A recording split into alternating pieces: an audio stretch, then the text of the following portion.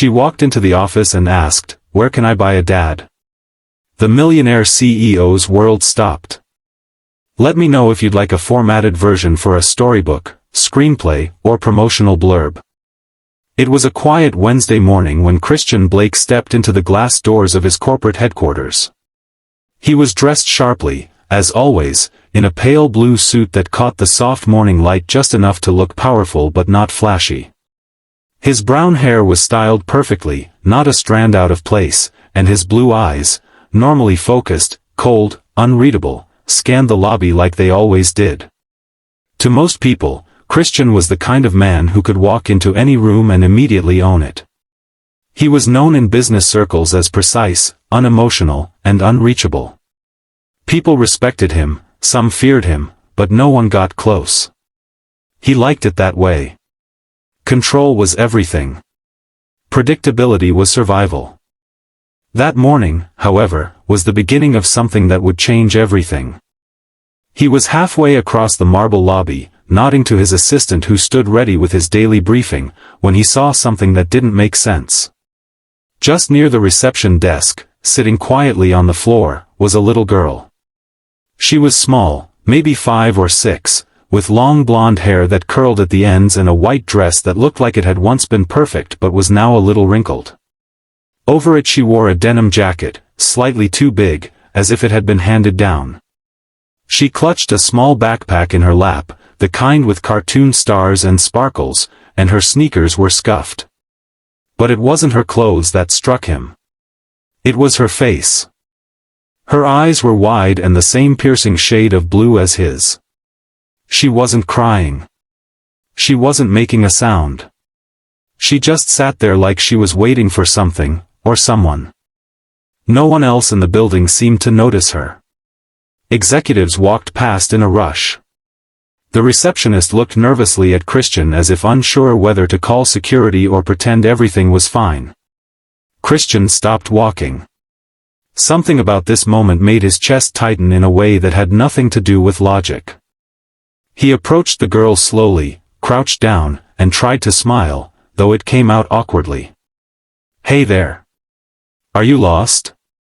The girl looked up at him calmly and said, with absolute seriousness, "Where can I buy a dad?" For a moment, he didn't process the words. He blinked, stunned. It wasn't the kind of thing anyone expected to hear, let alone from a child. The few people who were within earshot turned their heads, some out of confusion, others out of pure discomfort. "I'm sorry, what did you say?" he asked, a little softer this time. She didn't repeat herself exactly. She looked straight at him and said, "I want to buy a dad. I saved coins. I need one." Christian felt his throat close. He had handled multi-billion-dollar mergers. He had stood calmly during board takeovers, legal battles, and hostile press conferences. But right now, in front of a child asking to buy a father, he had no idea what to say. Then, something inside him shifted. He looked at her again, not just at the words she said, but at the quiet resolve in her eyes. This wasn't a tantrum or a stunt. She wasn't lost. She had come here for a reason. People around the lobby stared, waiting to see what he would do. The silence stretched, and then he heard himself say something he never would have imagined. "I can be one, for free." She didn't even smile. She simply reached out, wrapped her tiny fingers around his index finger, and said, "Okay. But if you're my dad, you have to help mommy. She's sick, and we have no money." That was when his heart broke completely. The entire room fell silent as he stood up, still holding her hand. His assistant looked panicked. His phone buzzed in his pocket, but he ignored it. For the first time in years, Christian Blake walked away from the boardroom, the schedule, and the perfectly structured life he had built. He let a child lead him, step by step, out of his building, onto the sidewalk, and into the unknown. And he never once looked back. The drive across town was slow, not because of traffic, but because every second felt heavier than the last. Christian Blake sat in the back seat of the car, his driver glancing in the rearview mirror with quiet curiosity, but saying nothing. The little girl sat beside Christian, her small hand still wrapped around his finger, refusing to let go. She didn't speak much.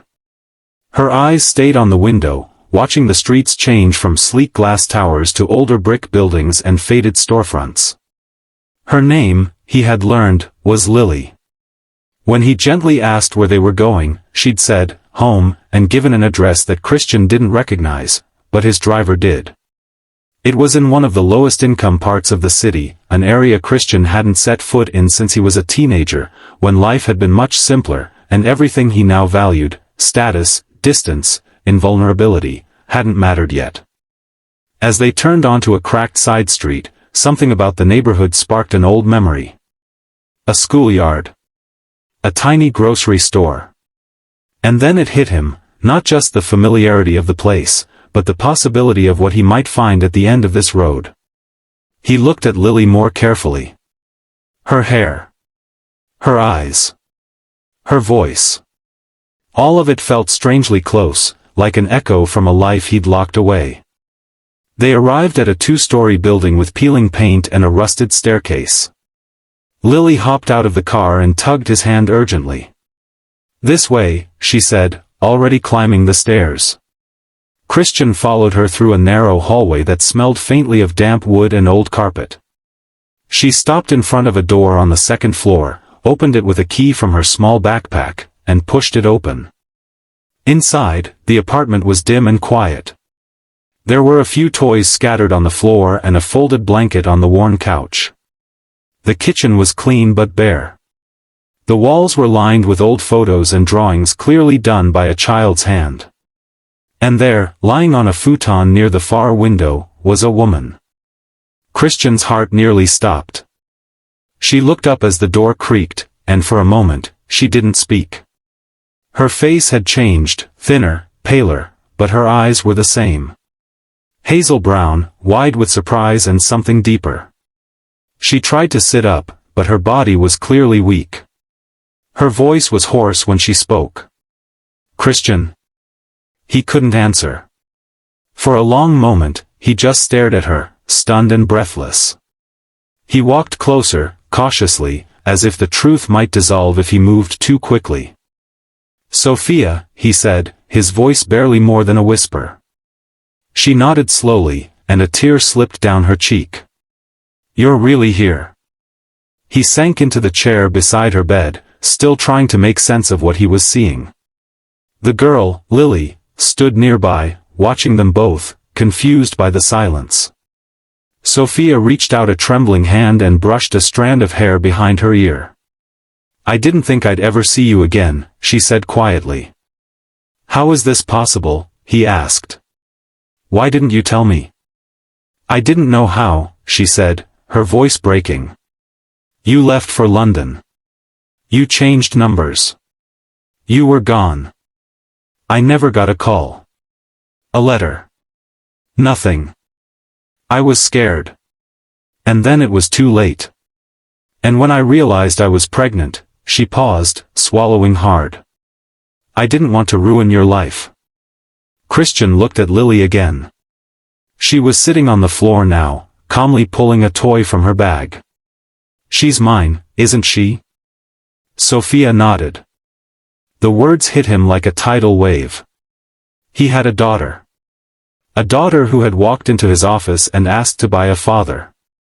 A daughter who had been raised without him, by a woman he had once loved and somehow lost. He stood up, overwhelmed, pacing the small room. "How long have you been sick?" "A little over a year," she said. "It started small. Fatigue. Dizziness. Then they found the tumor. And you didn't ask for help?" "I didn't think you'd care." Christian stopped. Those words stabbed deeper than anything. "I never stopped caring," he said. "I never stopped thinking about you." Sophia closed her eyes, trying not to cry. "I couldn't find you. And even if I did, you were so far from this life. I didn't think you'd even remember me." Christian walked back to the chair and sat down heavily. He looked at her, really looked at her, and saw not just a woman in pain, but someone who had fought for years to survive. Someone who had carried their child alone. Someone who had been left behind by more than just him. "I'm here now," he said. "And I'm not leaving." Sophia looked away. "She doesn't know everything. Just that her dad wasn't around." "She knows more than you think," he said.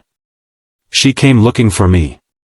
They sat in silence for a long time, broken only by Lily's soft humming in the corner. Christian reached over and gently took Sophia's hand. It was cold and fragile, but she didn't pull away. "You need care. Real care. Not this," he said, looking around the apartment. "You're coming with me. Both of you. I can't just pick up and leave. I have bills, treatments. I'll take care of it. All of it." Sophia looked at him, eyes narrowed. "Why?" "Because I should have been there," he said. "And because I'm not going to let my daughter lose her mother. Not after everything." She didn't answer. But this time, when he stood and gently lifted her from the bed, she didn't resist. And as he carried her out of the apartment, Lily skipped behind them, not understanding the full weight of what had just begun, but knowing, in her innocent way, that something had changed. Something big. Something good. Christian didn't take Sophia and Lily back to his glass and steel condo overlooking the skyline. He knew it wasn't right. That place, while impressive, was cold, curated, and far too sterile for a woman fighting illness and a child who still carried around a stuffed bunny missing one ear. Instead, he brought them to his private estate just outside the city, a quieter place, surrounded by trees and soft hills, with wide windows that let the sunlight in and a fireplace that had burned maybe twice in the last 10 years. It had been empty for a long time, meant for weekends that never came, but now it felt like the only home that made sense. As they entered through the side door, Christian watched Lily's eyes widen. She didn't run or shout like some kids might. She just took it all in, the big wooden staircase, the quiet humming of the air vents, the smell of lemon polish and cedar. She held her mother's hand until they reached the guest suite, where the bed had been made with soft sheets that Christian had asked his housekeeper to put out just that morning. Sophia, still weak and pale, sat slowly on the edge of the bed. Her face showed gratitude but also hesitation, as if she didn't know how to receive this kind of help anymore. Christian knelt in front of her, resting one hand lightly on her knee. "You'll stay here. As long as you need. Doctors will come. Everything's taken care of. You don't have to fight alone anymore." She looked at him, clearly exhausted, but there was a spark behind her eyes. "I'm not used to people doing things for me." "I know," he said. "But let me do this." She nodded slowly, and her shoulders relaxed just enough to show she believed him, at least for now. That evening, Christian sat in his study, watching the security monitor quietly as Lily curled up next to her mom on the guest bed. He hadn't spoken to anyone all day about what had happened. No meetings, no calls, not even emails. His assistant had texted over a dozen times, but he let the messages pile up. For the first time in years, work didn't matter. He kept thinking about Lily's voice asking, "Where can I buy a dad?" He'd built a world so far from children and emotions and unpredictability that now, faced with all three, he didn't recognize himself, but he liked who he was becoming. Later that night, after Lily had fallen asleep, Sophia sat with Christian by the fireplace. She wore a blanket over her shoulders and sipped warm tea. Her voice was soft, almost afraid of what might come next. "I didn't know if I should tell her who you were. I thought maybe I'd missed my chance." "You didn't," Christian said. "She found me before either of us even had a chance." Sophia smiled faintly. "She's like you in that way. Quiet when she needs to be. Bold when it matters." He glanced at her. "I missed so much." "We both did," she whispered. "But you're here now. They didn't talk about what had come between them, the timing, the